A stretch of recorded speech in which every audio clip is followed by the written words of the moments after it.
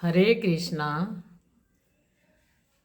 देखिए, मैं आज भादो मास के बारे की विशेषता के बारे में बताने जा रही हूँ।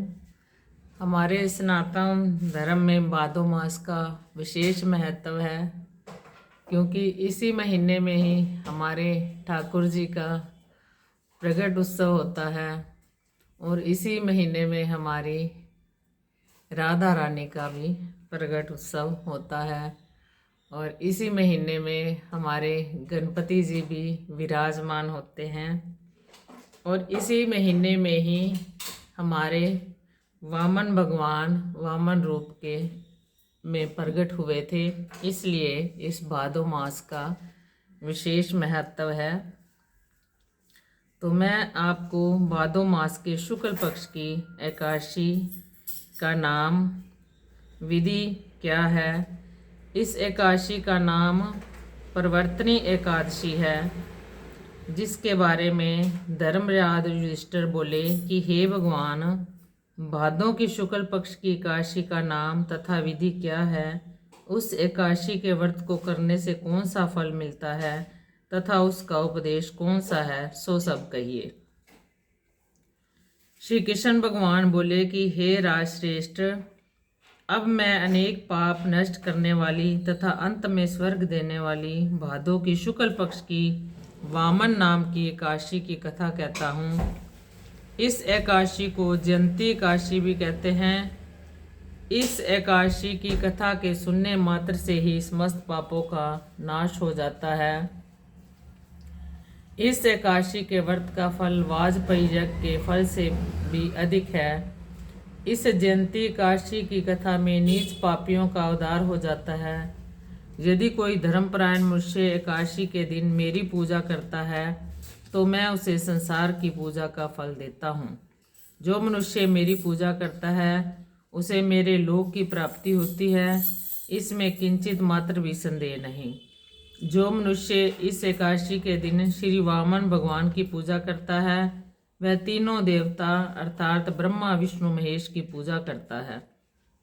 जो मनुष्य इस एकादशी का व्रत करते हैं उन्हें इस संसार में कुछ भी करना शेष नहीं रहता। एकादशी के दिन श्री विष्णु भगवान करवट बदलते हैं, इसलिए इसे परिवर्तनीय एकादशी भी कहते हैं। इस पर श्री युधिष्ठिर बोले कि हे भगवान, आपके वचनों को सुनकर मुझे महान संदेह हो रहा है कि आप किस प्रकार सोते तथा करवट बदलते हैं। आपने बलि को क्यों बांधा और वामन रूप धारण करके क्या लीलाएं की। चतुर्मास व्रत की विधि क्या है तथा आपके शयन करने पर मनुष्य का क्या कर्तव्य है, सो सब विस्तार पूर्वक कहिए। श्री कृष्ण भगवान बोले कि हे राजन, अब आप पापों को नष्ट करने वाली कथा का श्रवण करो। त्रेता युग में एक बलि नाम का दानव था। वह अत्यंत भक्त, दानी, सत्यवादी तथा ब्राह्मणों की सेवा करता था। वह अपनी भक्ति के प्रभाव से स्वर्ग में इंद्र के स्थान पर राज्य करने लगा। इंद्र तथा अन्य देवता इस बात को सहन ना कर सके और भगवान के पास प्रार्थना करने लगे। अंत में भगवान ने वामन रूप धारण किया।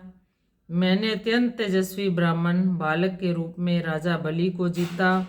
इस पर युधिष्ठिर बोले कि हे जनार्दन, आपने वामन रूप धारण करके बलि को किस प्रकार जीता, सो सब विस्तार पूर्वक समझाइए।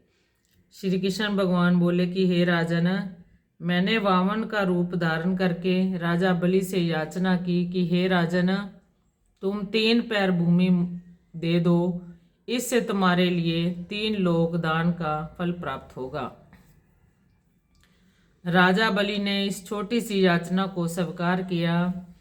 इस राजा बलि के बारे में भागवत जब होती है, भागवत कथा, तो उसमें पूरा विस्तार से उसमें व्यास जी वर्णन करते हैं। इस छोटी सी याचना को स्वीकार किया और भूमि देने को तैयार हो गया।